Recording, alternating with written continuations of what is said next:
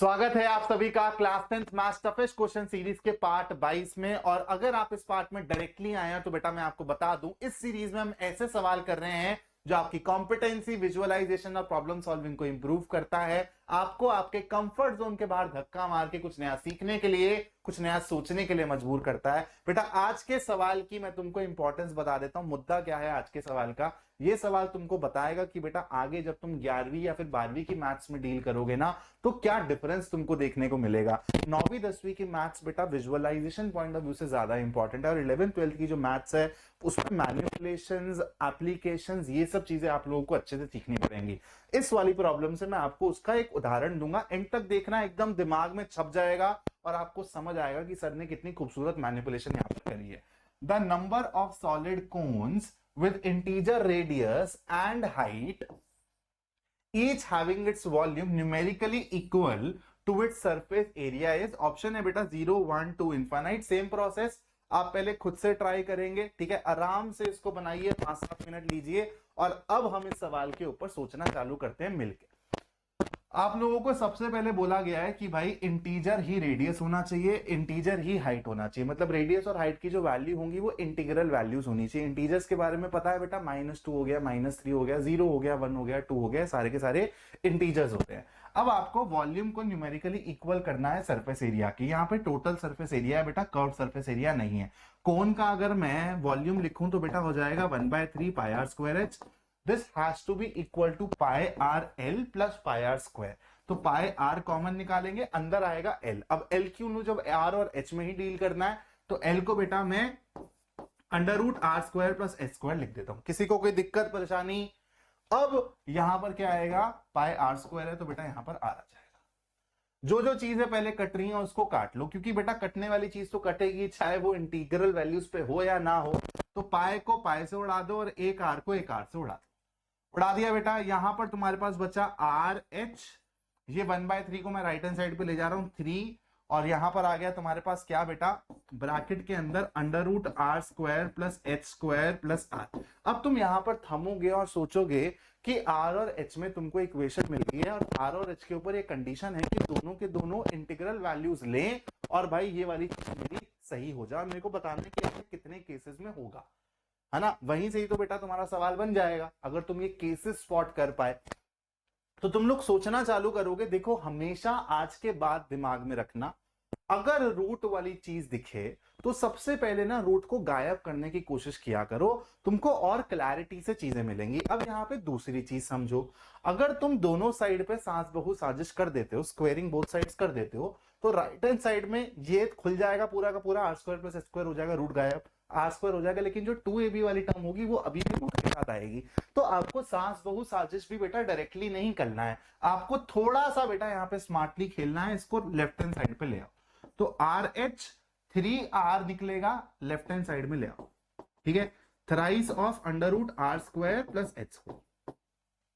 अब लगाओ बेटा सांस बहू और साजिश का गेम। तो आपने यहां पर a माइनस बी का होल स्क्वायर लगाना है, r² H square plus 9r² minus 2ab यानी कि 6r² h। This will be equal to 9 times r² plus h square, यानी कि 9r² प्लस 9h²।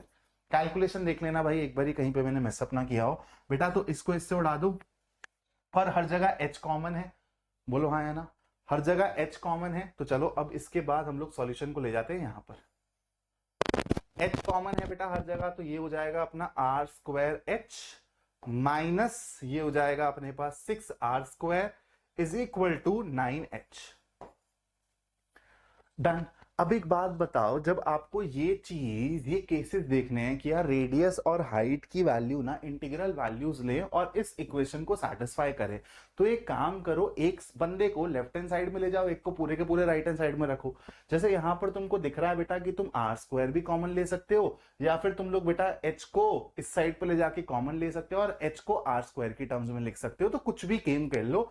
जैसे मेरे को यहां पे दिख रहा है, इसको मैं राइट हैंड साइड में ले जाऊंगा तो बेटा h मेरा ऐसा दिखेगा कुछ, 6r² अपॉन r² माइनस 6, है ना? r² माइनस, नहीं r² माइनस 6 क्यों है? तो उधर चला गया ना, r² माइनस 9। अब यहां से बेटा मेन मैनिपुलेशन चालू होगी, यहां तक हर बच्चा पहुंच जाएगा। अब इसके बाद क्या गेम खेलना है, ध्यान से समझने की कोशिश करो। एक तो आर की वैल्यू इंटीजर होनी चाहिए और उसके बाद भी वो आर स्क्वायर की फॉर्म में प्रेजेंट है, और एच जैसे जैसे यहां पर आर वैल्यूज लेगा वैसे वैसे एच लेगा। लेकिन हमको वो वाले केस के बारे में सोचना है जहां पर एच और आर साइमल्टेनियसली इंटीग्रल वैल्यूज ले। अब ये सोचेंगे कैसे यार, ये ऊपर भी आर है और नीचे भी आर है ना, तो ये मेरे को सोचने में थोड़ा सा दिक्कत दे रहा है। अगर आप यहां पे बेटा न्यूमरेटर को फ्री कर दो आर से तो बात बन जाएगी। देखो कैसे, और ये होगा कैसे, ध्यान से देखना। अगर मैं 6r स्क्वायर में 54 माइनस कर दूं और प्लस कर दूं, मैंने 54 बेटा ऐड किया, 54 सब्ट्रैक्ट और ऐड कर दिया, नीचे आ गया r square minus 9। 6r square minus 54, 6 common लोगे तो आर स्क्वायर माइनस 9 बचेगा, बोलो हाँ या ना। तो 6 कॉमन लेके आर स्क्वायर माइनस 9 प्लस 54 बटा आर स्क्वायर माइनस 9। अब मेरी बात को ध्यान से समझना। अब तुम क्या करो, यहां पे टर्म्स को तोड़ दो, इसको इसके साथ ले लो, इसको इसके साथ ले लो। आर स्क्वायर माइनस 9 से आर स्क्वायर माइनस 9 गया तो यहां पर आया 6, तो एच देखो 6 plus 54 upon r square minus 9। बेटा अब तुमको समझ आएगा कि सर ने ये मैनिपुलेशन क्यों करी। यहां पर ऊपर भी आर की टर्म थी, नीचे भी आर की टर्म थी, तो सोचना दिक्कत हो रहा था। अब मेरे को यहां पे पता है कि भाई एच को इंटीजर बनाने का है और आर भी इंटीग्रल वैल्यूज ले सकता है। अगर एच को इंटीजर बनाने का है, 6 में एक इंटीजर ही तो ऐड करना पड़ेगा। मतलब ये जो आर स्क्वायर माइनस 9 है, ये 54 को कंप्लीटली काटना चाहिए। कंप्लीटली काटने का मतलब इसका फैक्टर होना चाहिए। तो बेटा आर स्क्वायर माइनस 9 की वैल्यू क्या क्या हो सकती है बताओ। आर स्क्वायर माइनस 9 की वैल्यू क्या क्या हो सकती है। अगर वो 54 का फैक्टर है तो 54 के फैक्टर्स से इक्वेट कर दो। तो बेटा आर स्क्वायर माइनस 9 की वैल्यू एक भी हो सकती है, एक तो हर किसी का फैक्टर होता है। 54 लिख रहा हूं मैं यहां पर, ठीक है। 2 बिल्कुल हो सकता है, 3 से जाता है बिल्कुल हो सकता है, और 4 नहीं बेटा, 5 नहीं, 6 बिल्कुल, है ना। उसके बाद 7 नहीं बेटा, 8 नहीं, 9, 9 से जाएगा क्या ये, बिल्कुल जाएगा।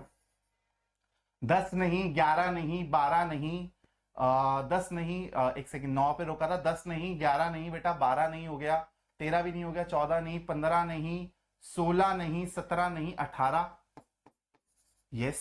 फिर आएगा बेटा तुम्हारा 27 और फिर आएगा तुम्हारा 54। एक बार दोबारा से क्रॉस चेक कर लेते हैं, कुछ कोई फैक्टर मिस तो नहीं हो गया अपना यहाँ पर।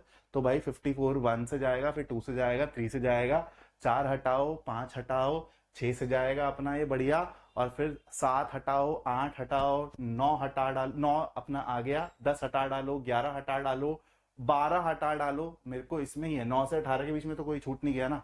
10 नहीं है, 11 नहीं है, 12 नहीं है, 13 नहीं है, 14 नहीं है, 15 नहीं है, 16 नहीं है, बिल्कुल ठीक है। चलो अब एक बात बताओ, अगर आर स्क्वायर माइनस 9 की वैल्यू ये हो सकती है, तो आर स्क्वायर की वैल्यू क्या क्या हो पाएगी, 10, और ये हो जाएगा 11, 9 ऐड करते चलो हर किसी में, ये हो जाएगा 12, ये हो जाएगा 15, ये हो जाएगा 18, ये हो जाएगा 27, ये हो जाएगा 36, और ये हो जाएगा तुम्हारा 63।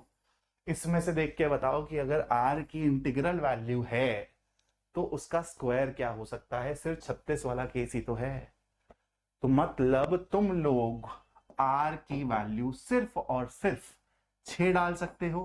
तुम लोग बोलोगे सर -6, अरे भाई कोण की बात हो रही है, साइड लेंथ है, माइनस डाल दोगे क्या है। तो 6 डाल सकते हो, आर की वैल्यू 6 डालोगे तो एच की वैल्यू क्या हो जाएगी, 36 माइनस 9, 27, 54 बटे 27 2, तो एच की वैल्यू हो जाएगी 8। तो बेटा यहां पर सिर्फ एक ही पॉसिबल केस है, एच की वैल्यू 8, आर की वैल्यू 6।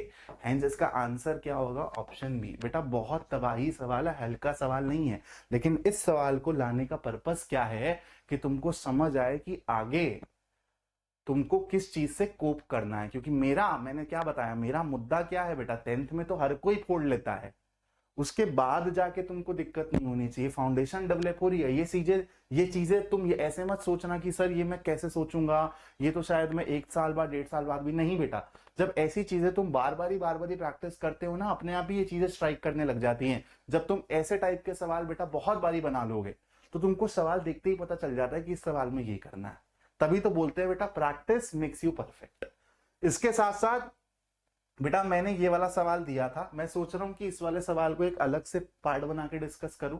एक फिजिक्स का नॉर्मल सा कुछ पार्ट बना दूंगा, वो इसके कंटिन्यूशन में नहीं आएगा, तो इस वाले क्वेश्चन को डिस्कस कर लेंगे, क्योंकि बहुत बच्चे इस वाले क्वेश्चन में कंफ्यूज हैं, और ये तो मैंने ऐसे ही रैंडमली पूछ लिया था बेटा क्लास के बीच में। तो इसके ऊपर मैं एक अलग से सॉल्यूशन लाऊंगा। इसके साथ साथ यार मेरे तुमसे 2-3 सवाल हैं, ठीक है, प्लीज मेरे को इन सवालों का आंसर करना, मेरे को हेल्प होगी और मैं तुम्हारी हेल्प कर पाऊंगा। पहला सवाल क्या है बेटा मेरा, क्वेश्चन नंबर 1, क्या हमको ये कॉम्पिटेंसी सीरीज कंटिन्यू करनी चाहिए?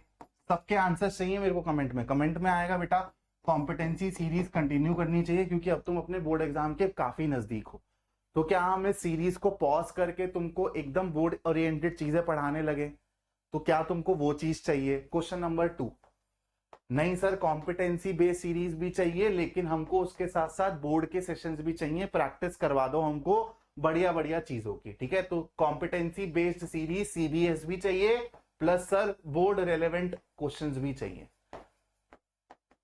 उसके साथ साथ तीसरा सवाल मेरा तुमसे ये है बेटा, क्योंकि मैंने तुमको कल भी बताया था, आई एम प्लानिंग कि मैं तुम्हारी स्कॉलरशिप टेस्ट में जेई फाउंडेशन में तुम्हारी हेल्प कर सकूं, क्योंकि मैंने देखा यार वैसी चीज नहीं प्रोवाइड हो रही है यूट्यूब पे, वैसी चीज नहीं मिल रही है बच्चों को। तो मेरे को लगता है कि वहां पर मैं आपकी हेल्प कर सकता हूं, और यार देखो उस हेल्प करने से सीधा सीधा तुम्हारा पैसा बचेगा अच्छा खासा। स्कॉलरशिप अच्छी लेकर आओगे तो बेटा तुमको 2-2.5 लाख के 60% 70% देने पड़ेंगे, तो वहां पर तुम्हारा पैसों के पॉइंट ऑफ व्यू से भी फायदा होगा। तो मुझे तुमसे ये जानना है कि तुम क्या किसी स्कॉलरशिप टेस्ट में ऑलरेडी बैठ चुके हो? नहीं बैठे हो तो कब बैठोगे? स्कॉलरशिप कब दोगे? ठीक है, तुम्हारा टाइमलाइन क्या है? उसके साथ साथ तुम्हारा ज्वाइन करने का क्या इरादा है? तुम लोग अप्रैल बैच ज्वाइन करोगे या फिर तुम लोग बेटा मई में ज्वाइन करोगे? जैसे तुमको पता है 3 बैचेस बनते हैं यूजुअली, अप्रैल में बनता है, फिर बेटा मई में बनता है, फिर अगस्त में दोबारा से बनता है। तो तुम्हारा बेटा कौन से बैच को ज्वाइन करने का इरादा है, उसके हिसाब से ही तुम स्कॉलरशिप टेस्ट दोगे, क्योंकि स्कॉलरशिप टेस्ट हर बैच से पहले होता है, हर बैच के चालू होने से पहले होता है। तो अगर तुम अप्रैल बैच में एनरोल करना चाह रहे हो तो तुम्हारा बेटा एंड ऑफ मार्च में होगा स्कॉलरशिप टेस्ट। तो तुम कब पढ़ना चाह रहे हो? क्योंकि देखो मेरे को मिनिमम बेटा 15 दिन तो चाहिए। इन 15 दिन के अंदर मैं तुमको स्कॉलरशिप टेस्ट के लिए भी रेडी कर दूंगा, और मैं तुम्हारी जेई फाउंडेशन भी रेडी कर दूंगा। मतलब तुम्हारे जो भी ब्रिजिंग एरियाज होते हैं उन पे मैं काम कर दूंगा, जैसे क्वाड्रेटिक इक्वेशन हो गई, या फिर जो भी तुमको स्ट्रेट लाइंस हो गई, जो भी तुमको चीजें और सिखानी है मैं सिखा के तुमको अच्छे से रेडी कर दूंगा। तो इन सवालों का जवाब देना। जो फिजिक्स वाला सवाल था बेटा उसको मैं एक डिफरेंट वीडियो में आप लोगों को समझा दूंगा, उसकी टेंशन मत लेना। उसके साथ साथ मैंने अभी कुछ 3 या 4 लाइव लिए हैं बेटा, अगर आपने मिस करे हैं तो जरूर देख लेना, वैसे सवाल वैसे तरीके नहीं मिलेंगे। Thank you so much for watching this video.